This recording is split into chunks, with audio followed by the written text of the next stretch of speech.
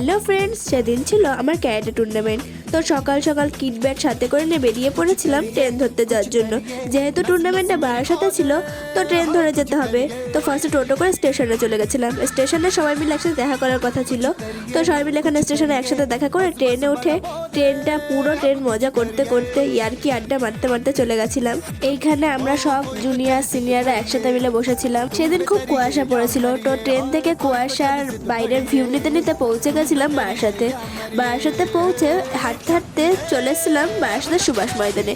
যেহেতু সুভাষ ময়দান বারাসাতে খুব একটা বেশি দূরে না, তো কাছেই ছিল, তো হেঁটে হেঁটে পৌঁছে গেছিলাম। তো পৌঁছেই দেখতে পাচ্ছি এখানে সবাই প্রিপারেশন নেওয়া শুরু করে দিয়েছিল, আর আমার খুব খিদে পেয়েছিল, তাই আমি একটু বাউলি খেয়ে নিচ্ছিলাম।